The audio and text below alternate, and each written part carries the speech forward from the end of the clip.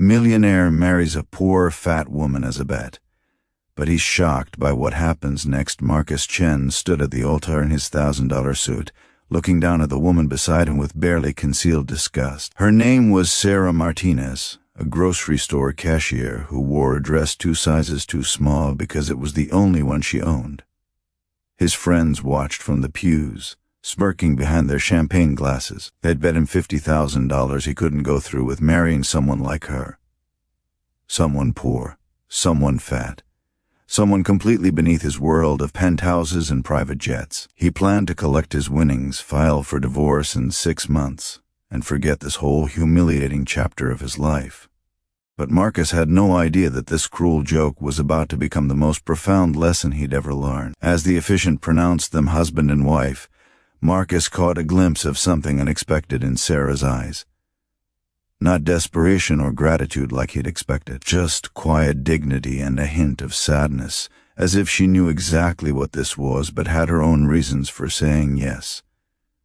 Before we continue with this incredible story, I want to invite you to join our Heartfelt Moments family. Please hit that subscribe button and ring the notification bell so you never miss these inspiring stories that remind us what truly matters in life.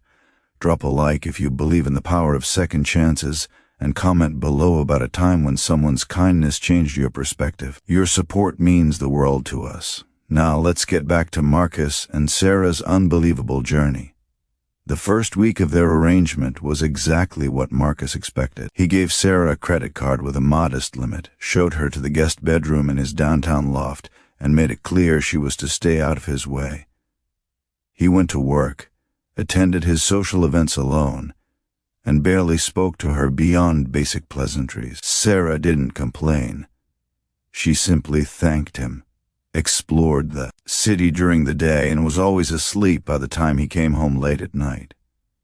But on day 8, everything changed. Marcus came home with a splitting migraine after a disastrous business meeting that had cost him a major deal. He'd lost nearly $2 million because of his own arrogance, refusing to listen to his team's advice. He collapsed on the couch, angry at the world and especially angry that this stranger was in his home witnessing his failure. Sarah appeared from the kitchen carrying a steaming mug. "I made you ginger tea with honey," she said softly. "My abuela always said it helps with headaches and bad days." Marcus wanted to snap at her to tell her he didn't need her pity, but something in her gentle voice stopped him. He took the tea.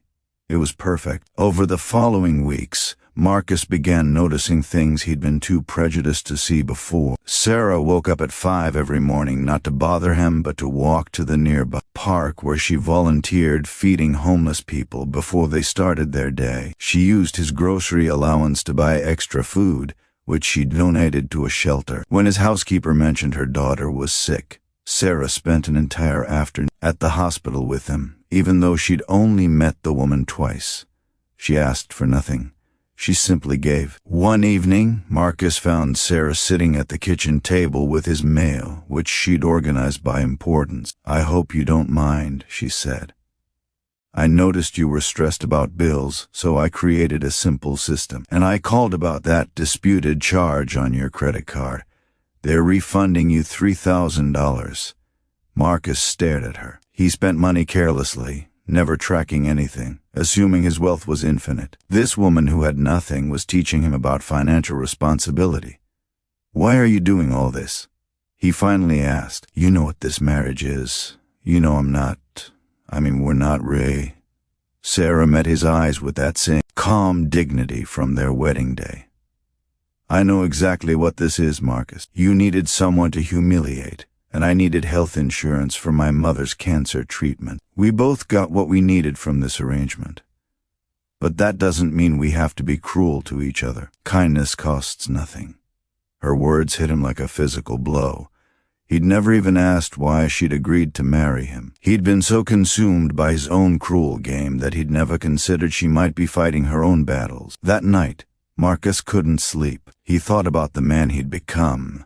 Someone who'd bet on humiliating another human being for entertainment. Someone who measured worth by bank accounts and dress sizes. someone who'd completely lost sight of what actually mattered. The next morning, he canceled the bet with his friends and told them the truth about what he'd done. Some laughed, some were disgusted. He didn't care anymore.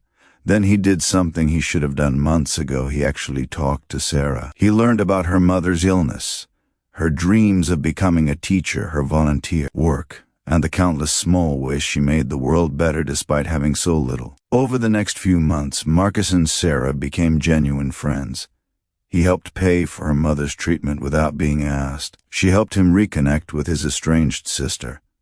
He started volunteering at the shelter with her. She encouraged him to repair his broken business relationships with humility instead of arrogance. Slowly, Marcus realized something terrifying and wonderful. He was falling in love with his own wife. On their 6-month anniversary, the day he'd planned to file for divorce, Marcus instead took Sarah to dinner. "I need to tell you something," he said, his voice shaking. "I married you as a bet.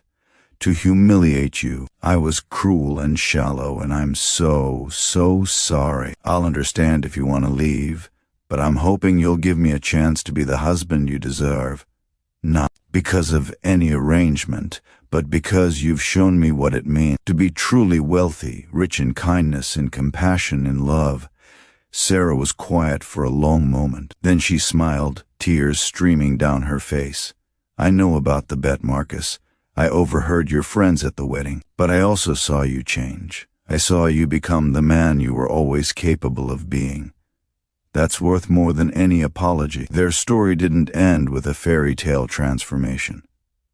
Sarah didn't suddenly become thin, and Marcus didn't become perfect, but they built a real marriage based on mutual respect, genuine affection, and the revolutionary act of seeing each other's humanity.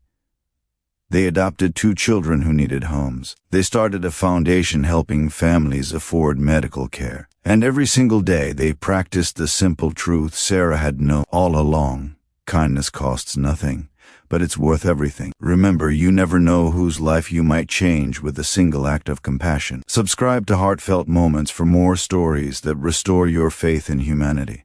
And go spread some kindness today.